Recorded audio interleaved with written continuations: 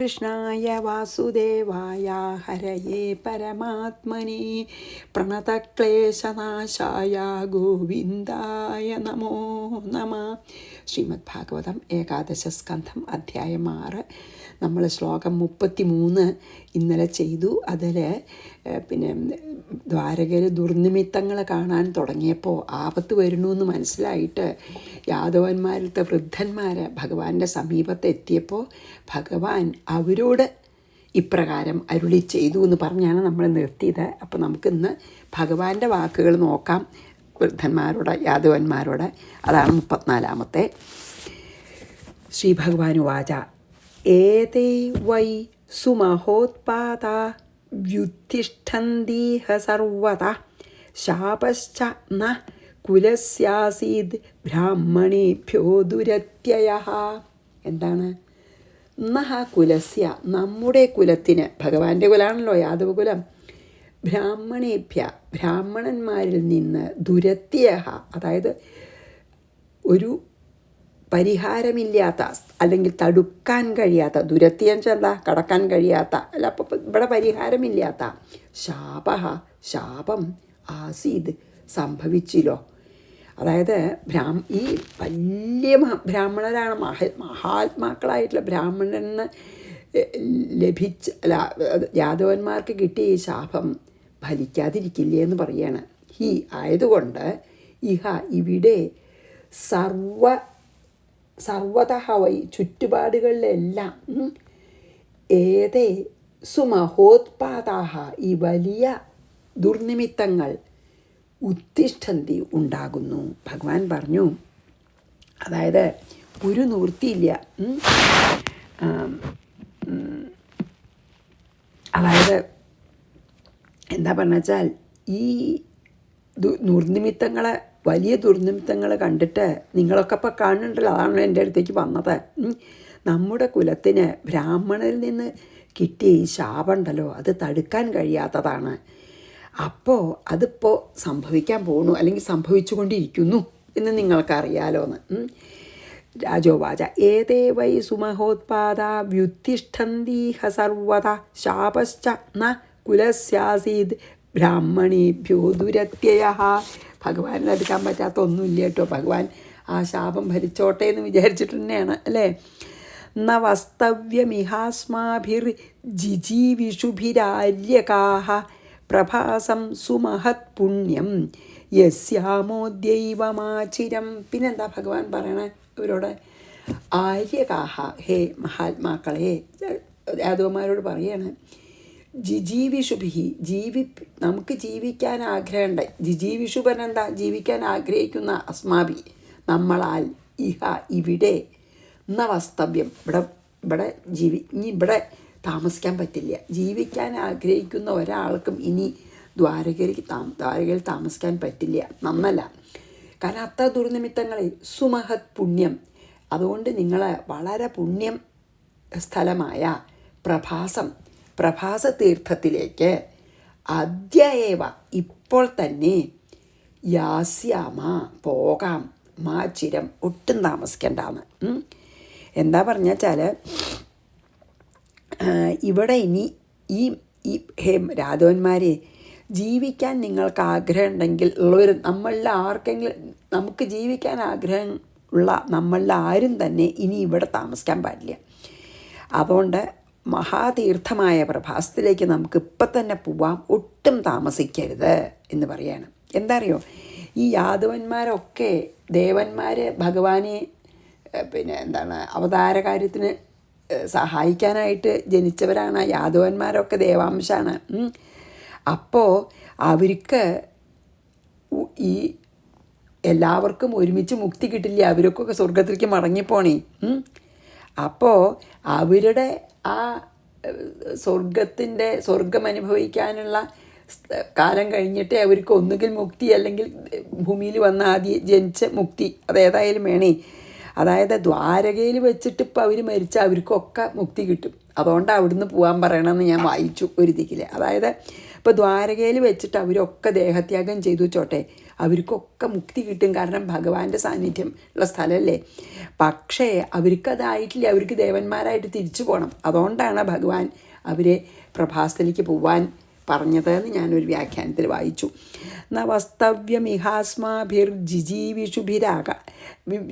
ജിജീവിഷുഭിരാര്യകാ പ്രഭാസം സുമഹത് പുണ്യം യസ്യാമോദ്യൈവമാചിരം. അല്ലെങ്കിൽ ശരിക്കും അവർക്ക് അവിടെ മോക്ഷം കിട്ടാലോ. പക്ഷെ ദേവാംശമാണ് ഈ യാദവന്മാർ പലരും, അപ്പോൾ അവർ തിരിച്ചു പോകേണ്ടി വരും. അതാണെന്ന്. യത്ര സ്നാത്വാ ദക്ഷശാപാത് ഗൃഹീതോ യക്ഷ്മണോ ഡുരാട് വിമുക്ത കിൽബിഷാദ് സദ്യോ ഭേജേ ഭൂയ കുലോദയം. എന്താണ് 30 ഇതിൽ ദക്ഷശാപാത്, ദക്ഷൻ്റെ ശാപം കൊണ്ട് യക്ഷ്മണ ക്ഷയരോഗം ഗൃഹീത പിടിക്കപ്പെട്ട, അതായത് ദക്ഷപ്രജാപതിയുടെ ശാപം കൊണ്ട് ക്ഷയരോഗം വന്ന ഉടുരാഴ്ച എന്താ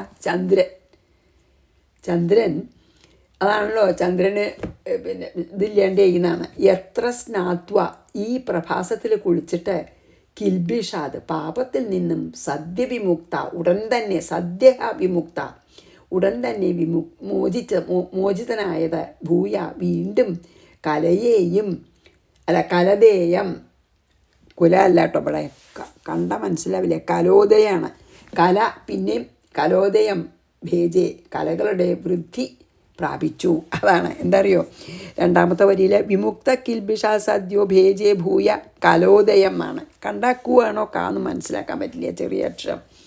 കലോദയാണ് ചന്ദ്രൻ്റെ കല തിരിച്ചു കിട്ടിയെന്ന്. അതായത് എന്താ പിന്നെ പറഞ്ഞാൽ ദക്ഷപ്രജാപതിയുടെ ശാപം കൊണ്ട് പിന്നെ ചന്ദ്രന് ക്ഷയരോഗം പിടിച്ചു. അപ്പോൾ ഒരു കാലത്തും പ്രകാശം ഇല്ലാണ്ടായി. അപ്പോൾ ചന്ദ്രൻ പ്രഭാസതീർത്ഥത്തിൽ വന്ന് സ്നാനം ചെയ്തിട്ടാണത്രേ ആ പാപത്തിൽ നിന്നും മോചനായിട്ട് ഇപ്പോൾ ക്ഷയിക്കുകയും വൃദ്ധയും ഉണ്ടല്ലോ, രണ്ടും ഉണ്ടല്ലോ. അതാണ് പിന്നെ അങ്ങനെ ഉണ്ടായത്. അപ്പോൾ അത്ര പ്രഭാസതീർത്ഥം അത്ര പവിത്രമാണെന്ന് പറയാൻ കേട്ടോ. അതുകൊണ്ടാണെന്ന് പറയാൻ. അതായത് ദക്ഷൻ്റെ ശാപം കൊണ്ട് ക്ഷയം പിടിച്ച ചന്ദ്രൻ പ്രഭാസതീർത്ഥത്തിൽ സ്നാനം ചെയ്തിട്ടാണ് പാപമുഗ്ധനായിട്ട് പിന്നെയും കല വർദ്ധിപ്പിച്ച് ഇപ്പോഴുള്ള ചന്ദ്രനെ പോലെ ആയതെന്ന് പറയുകയാണ്. അപ്പോൾ അതിൻ്റെ അർത്ഥം അത്രയേ ഉള്ളൂ, പ്രഭാസം അത്ര പുണ്യ തീർത്ഥാണെന്ന്. എത്ര സ്നാത്വാ ദക്ഷശാപേത് ദക്ഷശാപാത് ഗൃഹീതോ യക്ഷ്മണോടുരാട് വിമുക്ത കിൽബിഷ സദ്യോ ഭേജേ ഭൂയ കലോദയം. പിന്നെ കല തിരിച്ചു കിട്ടി, ചന്ദ്രന് പ്രകാശം. 37-38 വയം ച തസ്മിൻ ആപ്ലുത്യ തർപ്പയിത്വാ പിതൃൻ സുരാൻ ഭോജയിത്വോഷിജോ വിപ്രാൻ നാനാഗുണവതാന്ധസാ തേഷു ദാനാനി പാത്രേഷു ശ്രദ്ധയോക്ത്വാ മഹാന്തി ച വൃജിനാനി തരിഷ്യാമോ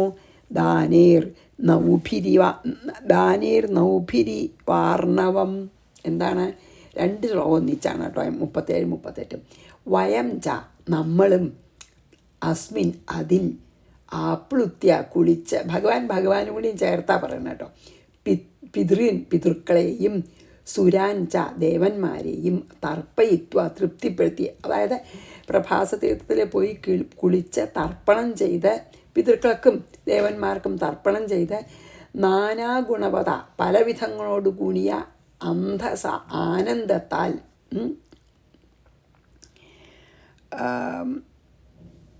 ദേവന്മാരെ തൃപ്തിപ്പെടുത്തി. പിന്നെ എന്നിട്ടോ പിന്നെ ഉഷിജഹ വിപ്രാൻ ബ്രാഹ്മണന്മാരെ ഭോജയിത്വ ബ്രാഹ്മണർക്ക് ഭക്ഷണമൊക്കെ നൽകി. തേഷു പാത്രേഷു അതായത് അവർ പാത്രീഭൂതന്മാരായിട്ടുള്ള അവർക്ക് മഹാന്തി ദാനാനി അതായത് അവർക്ക് ഭക്ഷണവും കൊടുത്ത ദാനങ്ങളും കൊടുത്ത് നല്ല അസലൊക്കെ വില പിടിച്ച ദാനങ്ങളും നൽകി. ശ്രദ്ധയോടെ ഉക്ത്വ നൽകി. പിന്നെന്താ, ദാനൈഹി ദ്വൈഹി നൗഭി ആ ദാനം എന്ന കപ്പലുകൾ വഴി, ആ ദാനം കൊടുക്കുക എന്ന ഒരു വഴി, ആ ഉപായം വഴി ആർണവം ഇവ സമുദ്രതരണം എന്ന പോലെ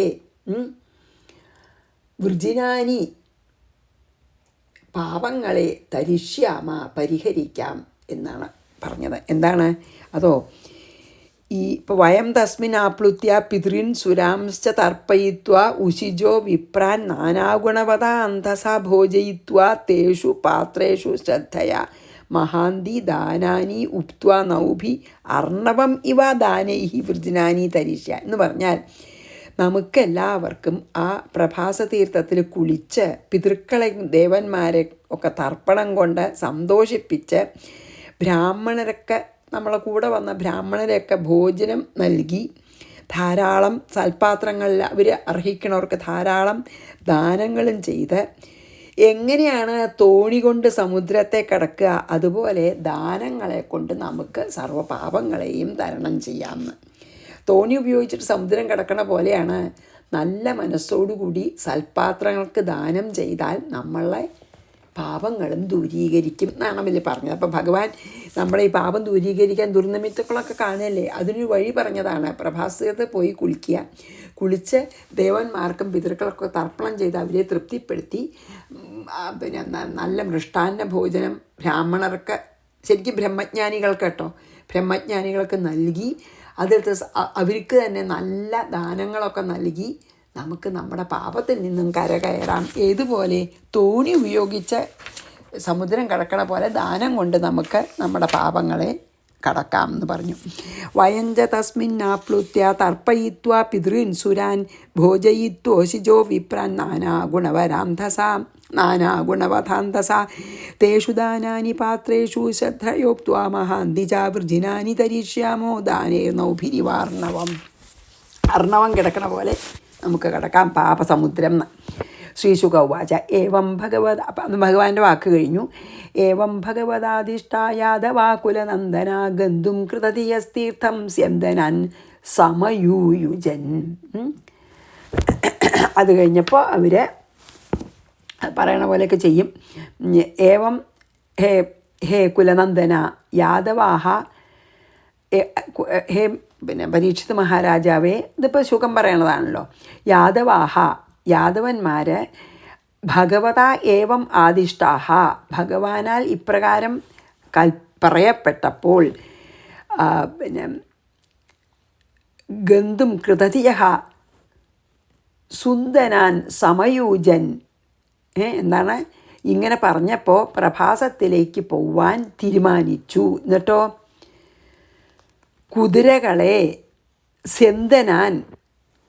കുതിരകളെ കെട്ടി തേരുകൾ തയ്യാറാക്കിയെന്ന്. അതാണ് പറഞ്ഞത് ഇതിൽ 39 എന്താണ്? ഹേ പരീക്ഷിത് മഹാരാജാവേ, ഇങ്ങനെ ഭഗവാനാൽ പറയപ്പെട്ടപ്പോൾ യാദവന്മാർ പ്രഭാസത്തിലേക്ക് പോകാൻ തീർച്ചയാക്കിയിട്ട് കുതിരകളെ അതാണല്ലോ പറഞ്ഞത് സ്യന്ദനാൻ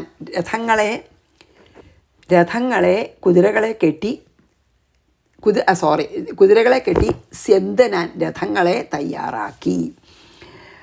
ഏവം അത് കഴിഞ്ഞു.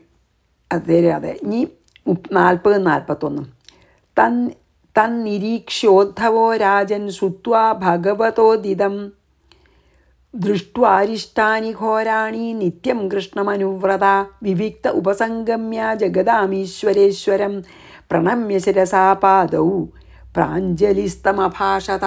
അപ്പം ഭയങ്കര വിഷമായി. 40-41 ഉദ്ധവന് വിഷമായി. ഉദ്ധവൻ വേഗം ഭഗവാനെ നമസ്കരിച്ച് ഇപ്രകാരം പറഞ്ഞു എന്നാണ് ഇതിൽ പറഞ്ഞത്. എന്താ അറിയോ?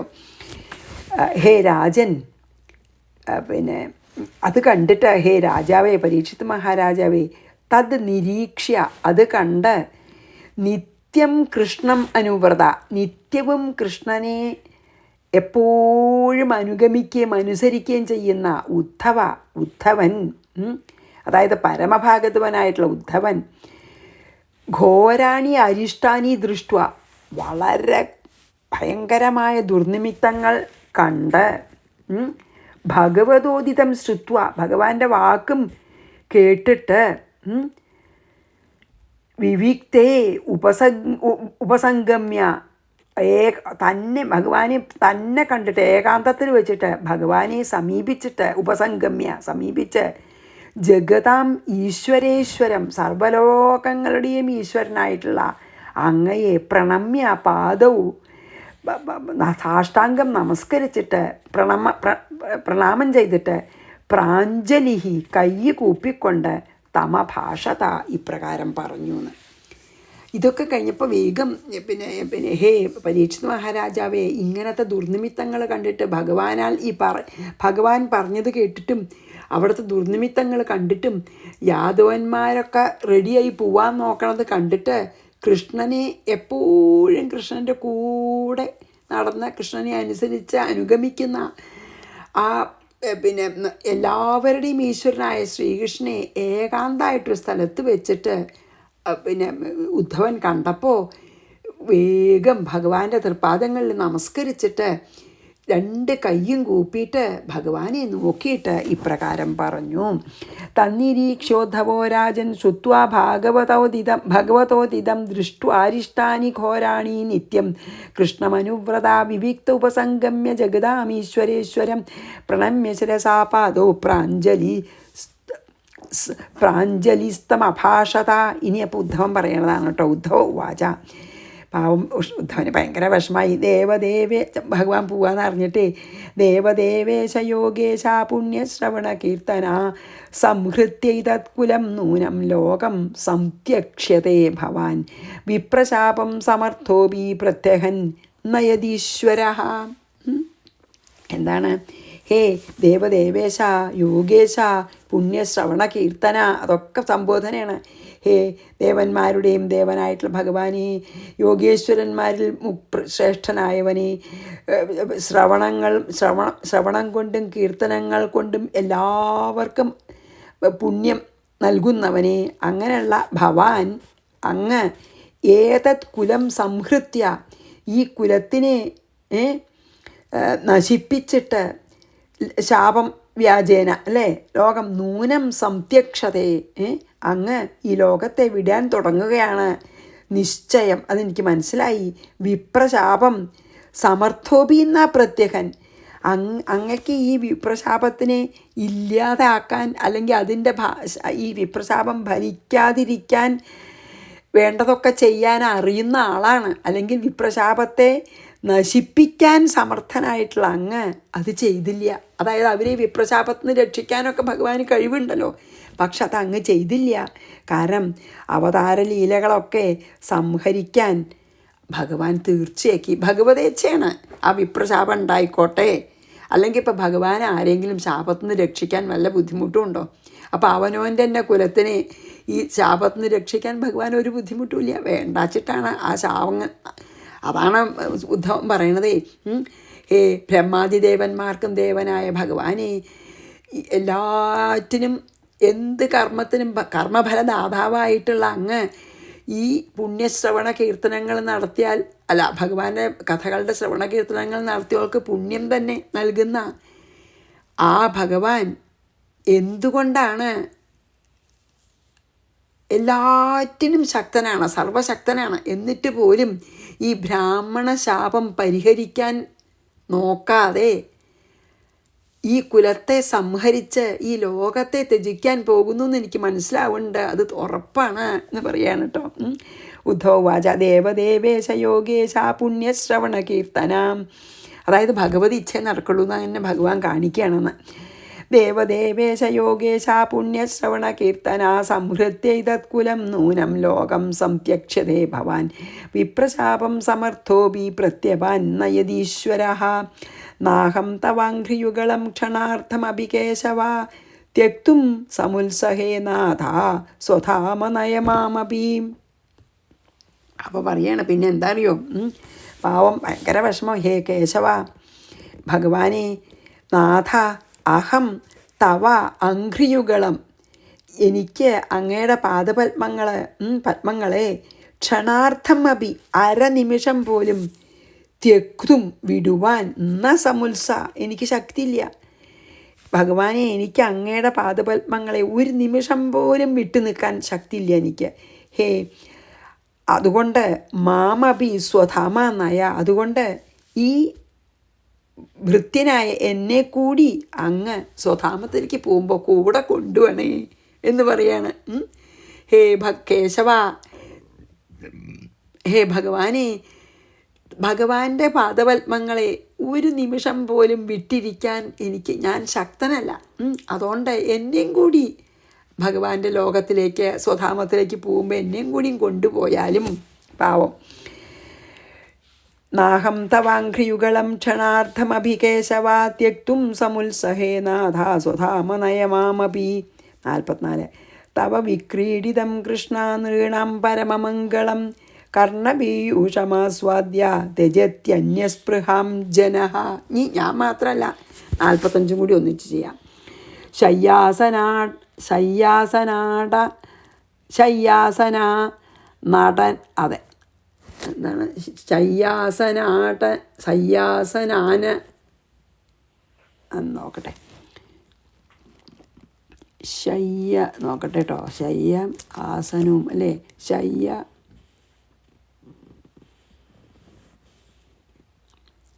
ശയ്യാസനാടന സ്നാന, പിന്നെ സ്ഥാനമുണ്ട്, സ്നാനമുണ്ട്, കുളി. സ്നാന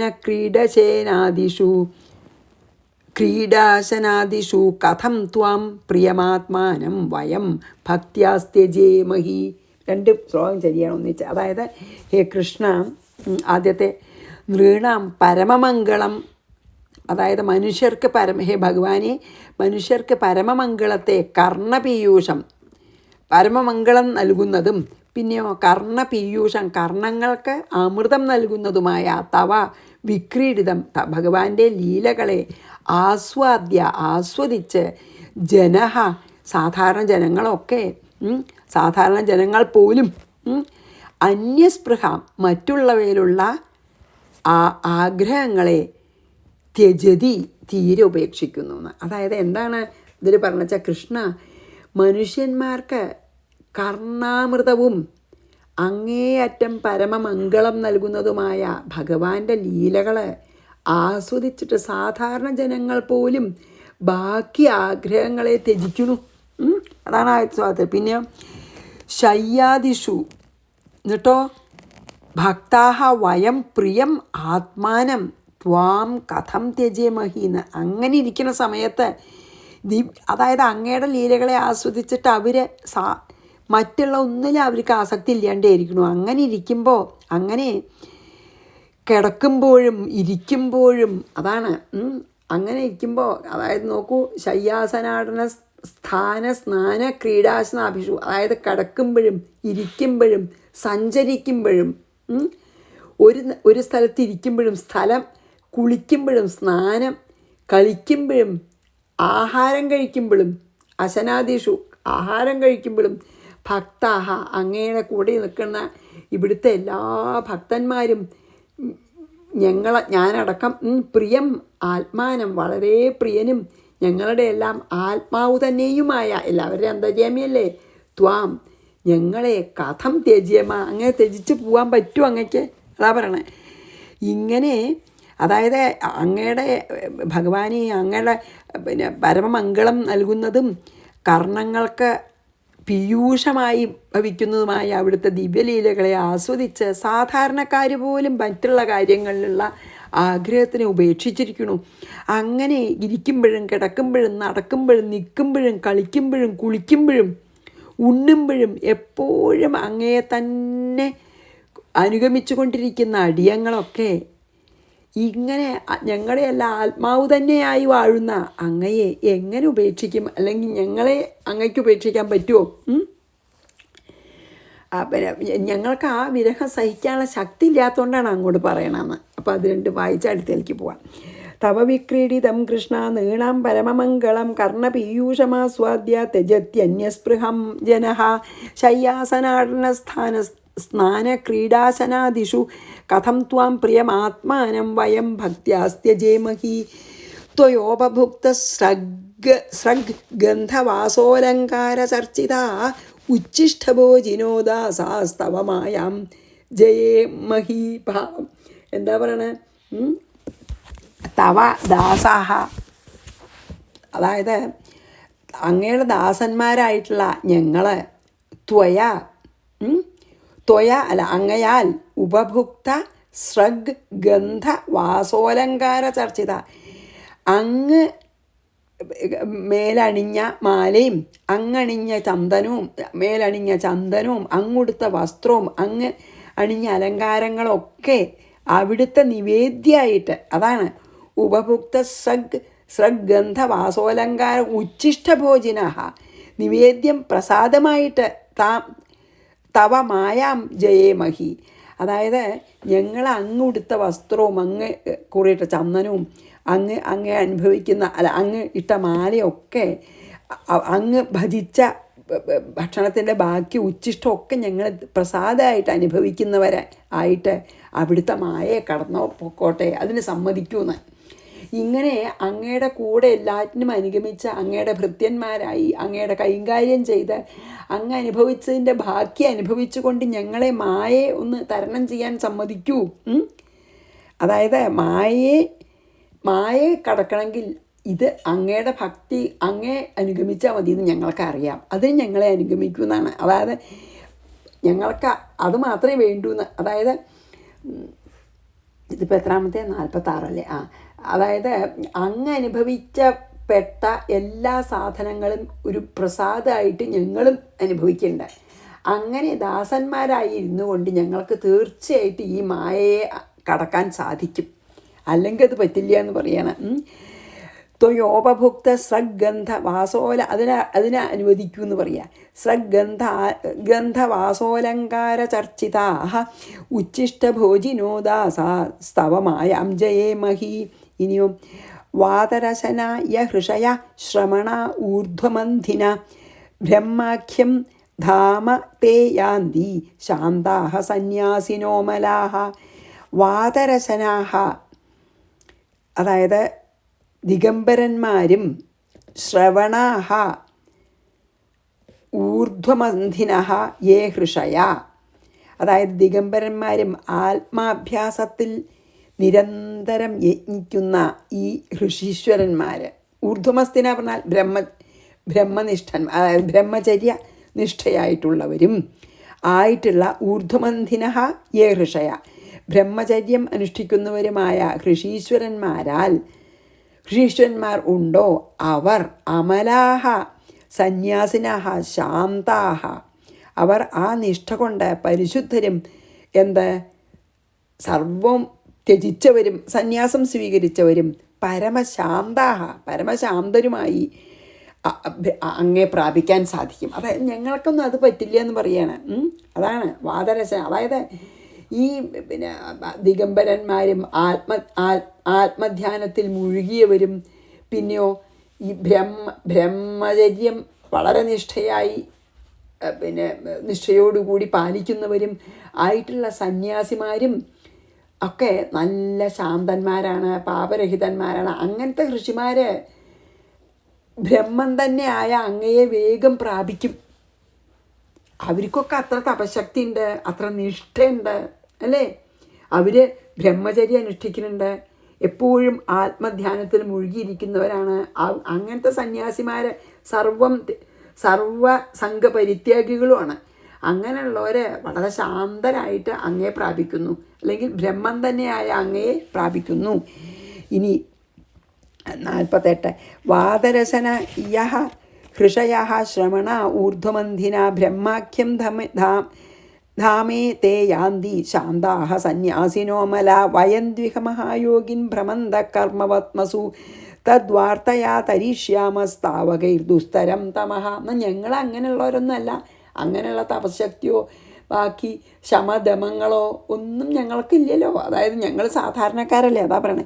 ഹേ മഹായോഗിൻ, അതുകൊണ്ട് ഹേ യോഗീശ്വരനായിട്ടുള്ള ഭഗവാനെ, വയം തു ഞങ്ങളാകട്ടെ കർമ്മവത്മസു ഈ കർമ്മമാർഗത്തിൽ കിടന്നിട്ട് ഭ്രമിച്ചുകൊണ്ട് താവകൈഹി അവിടുത്തെ ഭക്തന്മാരോടുകൂടി തദ്വാർത്തയ അവിടുത്തെ ദിവ്യലീലകളെ ദുസ്തരം തമ തരിഷ്യ അതിനെപ്പറ്റി അങ്ങോട്ടും ഇങ്ങോട്ടും പറഞ്ഞിട്ടൊക്കെ ബാക്കിയുള്ളവർക്ക് കടക്കാൻ വിഷമമായിട്ടുള്ള ഈ അജ്ഞാനമാകുന്ന സമുദ്രത്തെ ഞങ്ങൾ കടക്കട്ടെ, അതിന് ഞങ്ങളെ സമ്മതിക്കൂ എന്ന് പറയാണ്.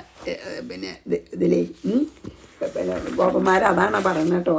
ഹേ മഹായോഗീശ്വര, ഞങ്ങൾ ഇഹലോകത്തിലുള്ള കർമ്മമാർഗത്തിന് ചുറ്റി ഈ നിവൃത്തി മാർഗത്തിലേക്ക് വരാൻ തന്നെ അറിയാത്തവരെ ഞങ്ങളിങ്ങനെ കർമ്മങ്ങൾ ചെയ്ത് ചെയ്ത് ചെയ്ത് അതിൽ മുഴുകി, മായയിൽ മുഴുകി ചുറ്റിത്തിരിഞ്ഞിരുന്നിട്ടും അങ്ങയുടെ ഭക്തന്മാരോടുകൂടി ഞങ്ങളുടെ കർമ്മങ്ങളെയും ഞങ്ങൾ അങ്ങയുടെ ലീലകളെ പാടിക്കൊണ്ട് ഞങ്ങളും ഈ പിന്നെ മഹാ അജ്ഞാന സമുദ്രം കടക്കട്ടെ.